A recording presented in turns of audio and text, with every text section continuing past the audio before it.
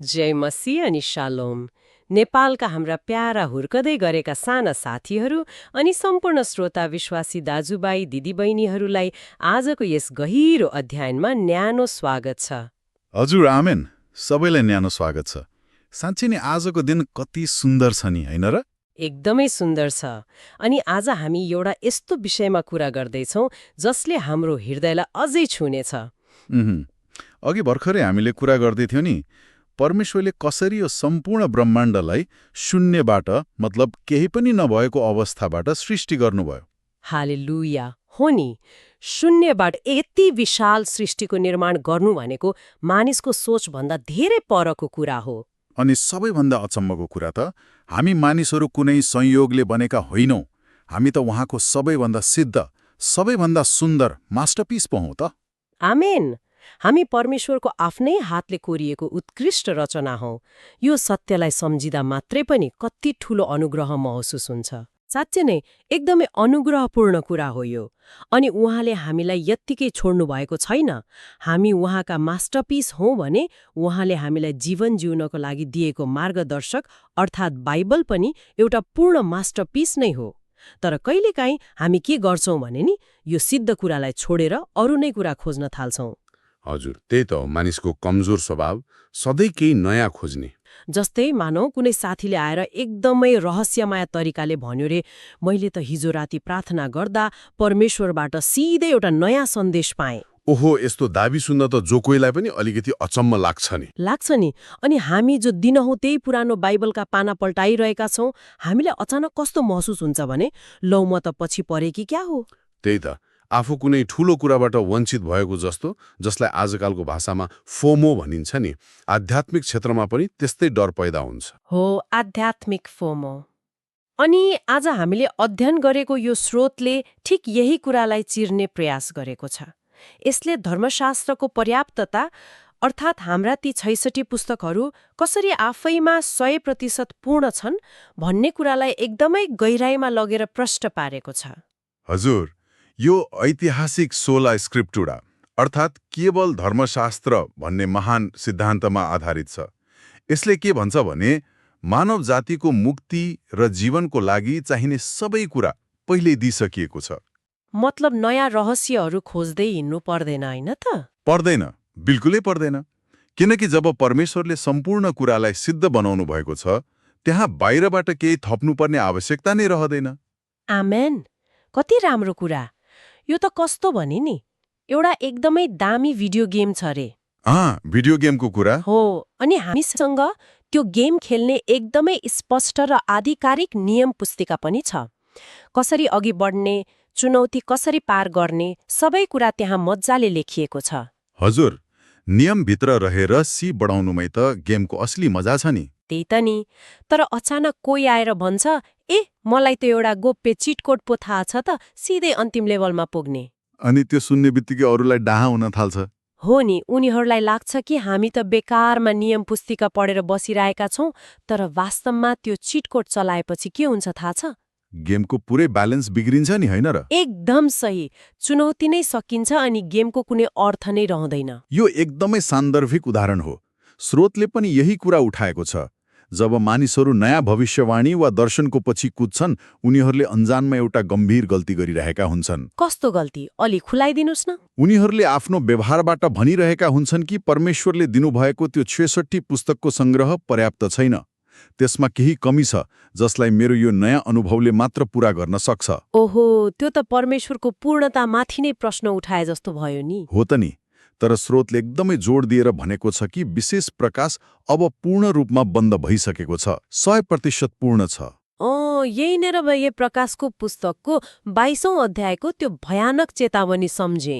हजुर, जसमा स्पष्ट भनिएको छ नि, यदि कसैले यी वचनहरूमा केही थप्यो भने त्यसमाथि विपत्तिहरू थपिनेछन्। सुन्दा अलिकति डरलाग्दो र कठोर जस्तो सुनिन्छ है। सुनिन्छ, तर यसको पछाडि एउटा गहिरो तार्किक कारण छ। यसलाई एउटा इकोसिस्टम वा पारिस्थितिक प्रणालीको रूपमा हेर्न सकिन्छ। इकोसिस्टम? यो कुरालाई अलि प्रष्ट पारिदिनुस् न। जस्तै एउटा सुन्दर जङ्गल छ जुन आफैमा पूरा सन्तुलित छ। अब त्यहाँ बाहिरबाट कुनै एउटा नयाँ प्रजातिको जनावर वा बिरुवा मात्रै ल्याएर राखिदिने हो भने पनि पुरै जङ्गलको सन्तुलन बिग्रिन सक्छ। ए भनेपछि धर्मशास्त्र पनि त्यस्तै एउटा पूर्ण सन्तुलित प्रणाली हो। ठ्याक्कै। यसमा स्वर्ग जाने बाटो, पापलाई जित्ने तरिका र ईश्वरीय इच्छा सम्पूर्ण रूपमा मिलेर बसेका छन्। त्यसमा केही थप्नु भनेको त्यसलाई अझै राम्रो बनाउनु होइन, त्यसको आन्तरिक सन्तुलन भत्काउनु हो। यहाँनिर मेरो एउटा सानो प्रश्न छ। यदि सबै कुरा पहिल्यै पूर्ण भइसकेको छ र नयाँ कुरा केही पनि थप्न मिल्दैन भने के यसले हाम्रो आत्मिक जीवनलाई अलिकति पुरानो, स्थिर वा भनौँ न एउटा बन्द बाकस जस्तो बनाउँदैन र? धेरैलाई त्यस्तै लाग्छ, तर स्रोतले यसलाई हेर्ने दृष्टिकोण नै फरक छ भन्छ।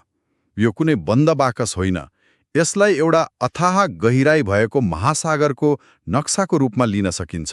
महासागर, क्या बात! हजुर, नयाँ प्रकाश बन्द हुनुको मतलब अब हामीले नयाँ कुरा सिक्न वा पौडी खेल्नै पाउँदैनौँ भनेको होइन। यसको मतलब हो हामीलाई जुन महासागरको नक्सा दिएको छ त्यो यति विशाल छ कि हामीले आफ्नो पुरै जीवन लगाएर पनि त्यसको पिचसम्म पुग्न सक्दैनौँ। वाउ, कति गहिरो कुरा! भनेपछि हामीलाई नयाँ पोखरीहरू खोज्नुपर्ने कुनै आवश्यकता नै छैन। बिल्कुल छैन। हामीले त्यही महासागरमा गहिरो अन्वेषण गरेकै छैनौँ नि। भनेपछि आजको यो आधुनिक युगमा जहाँ यति धेरै मानसिक तनावहरू छन्, आर्टिफिशियल इन्टेलिजेन्सको कुरा छ, यी सबै नयाँ परिस्थितिहरूमा पनि त्यही पुरानो वचन लागू हुन्छ? हो नि, अवश्य लागू हुन्छ। प्राचीन ग्रन्थले कम्प्युटर कोडिङको बारेमा त बोल्दैन, तर मानिसको लोभ, नैतिकता र मानव मूल्यको बारेमा जुन अपरिवर्तनीय सिद्धान्तहरू दिन्छ ती आज पनि उत्तिकै सान्दर्भिक छन् नि। हो नि, नयाँ कुरा खोज्नुको सट्टा हामीलाई दिएकै सिद्धान्तलाई नयाँ परिस्थितिमा कसरी लागू गर्ने भनेर सोच्नु पो बुद्धिमानी रहेछ। अनि जब मानिसहरू यो गहिराईमा जान अल्झी गर्छन् अनि बाहिर नयाँ सन्देश खोज्न थाल्छन्, उनीहरूले आफूसँग भएको बहुमूल्य खजाना गुमाउँछन्। स्रोतमा एउटा साह्रै राम्रो रूपक छ यसको बारेमा। त्यो हीरा र फुटेको सिसाको उदाहरण मलाई त यो सुन्दा एकदमै रोमाञ्चक लागेको थियो। हजुर, त्यही उदाहरण।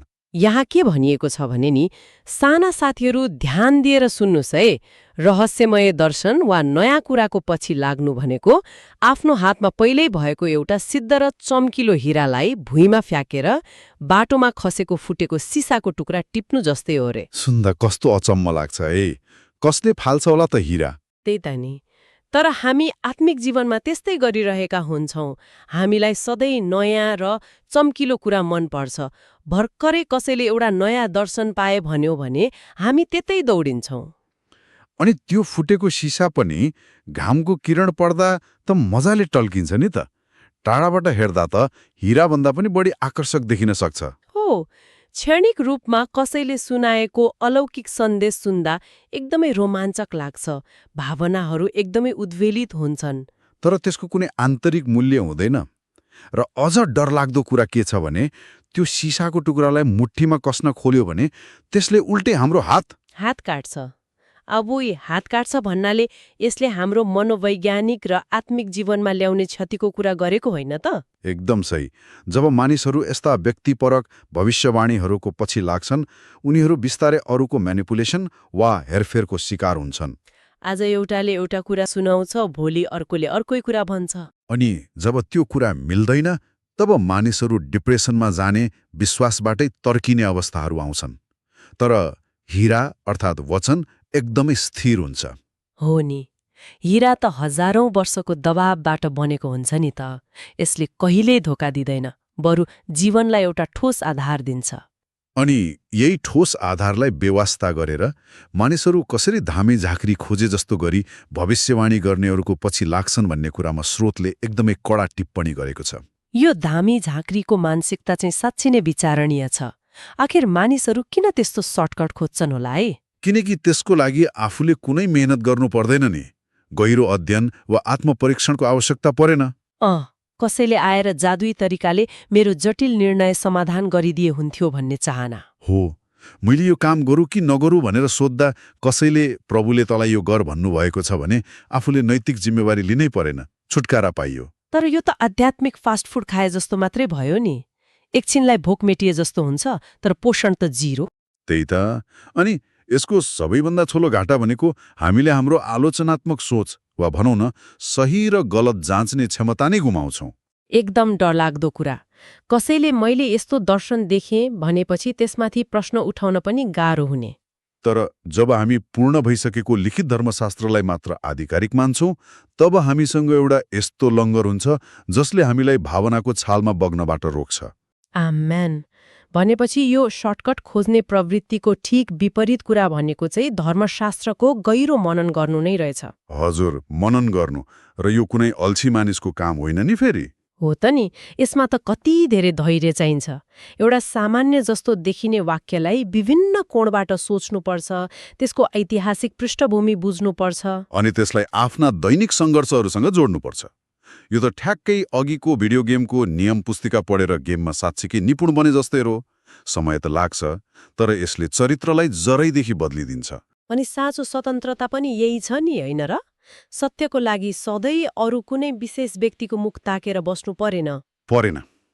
मानव जीवनका जति पनि आधारभूत प्रश्नहरू छन् नि, दुःखको अर्थ के हो, क्षमा कसरी गर्ने, जीवनको उद्देश्य के हो, यी सबैको जवाब हाम्रै हातमा भएको त्यो हिराभित्र भरिभर आउँछ। वाउ! आफ्नै घरमा पानीको मूल छ भने तिर्खा मेट्न अरूको ढोका चहार्नु परेन। कति मिठो कुरा। हजुर, एकदमै। साँच्ची नै आजको यो सम्पूर्ण अध्ययनलाई फर्केर हेर्दा एउटा कुरा स्पष्ट हुन्छ। धर्मशास्त्रको पूर्णताको सिद्धान्तले हामीलाई बाँध्ने होइन रहेछ, बरु एउटा गहिरो आत्मिक स्वतन्त्रता पो दिने रहेछ। हो नि, यसले हामीलाई ती असाधारण र रहस्यमय सङ्केतहरूको अस्तव्यस्त दौडबाट बाहिर निकाल्छ। फुटेको सिसाले एकछिन आँखा तिर्मिराए पनि गन्तव्य देखाउँदैन। एकदम सही।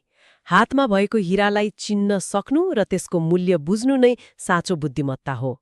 आजको यो गहिरो अध्ययनले साँच्ची नै हाम्रा प्यारा साना साथीहरू र विश्वासी परिवारलाई ठूलो आशिष दिएको छ भन्ने मलाई विश्वास छ। आमेन।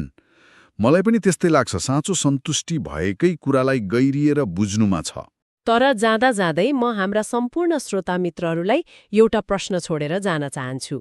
यदि यो प्राचीन ग्रन्थ साँच्चीकै सबै उत्तरहरू भएको सिद्ध हिरा हो भने हामीले त्यसमा लुकेका नयाँ रहस्यहरू खोज्न पूर्ण रूपमा बन्द गरेर केवल त्यसमा लेखिएका स्पष्ट सिद्धान्तहरूलाई मात्र आजका जटिल नैतिक दुविधाहरूमा इमानदारीपूर्वक लागू गर्न थाल्यौं भने हाम्रो आधुनिक समाजको निर्णय गर्ने प्रक्रियामा कस्तो क्रान्तिकारी परिवर्तन आउला?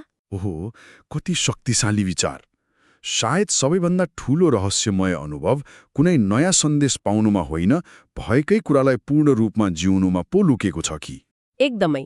यसमा पक्कै पनि विचार गर्दै गर्नुहोला अनि सधैँ याद राख्नुहोला, सम्पूर्ण ब्रह्माण्ड र मलाई शून्यबाट सृष्टि गर्नुहुने महान रचनाकार उहाँ नै परमेश्वर हुनुहुन्छ। आमेन। आजलाई हामी यही बिदा माग्छौं। प्रभुको अनुग्रह र शान्ति तपाईहरू सबैको साथमा रहोस्। शालोम।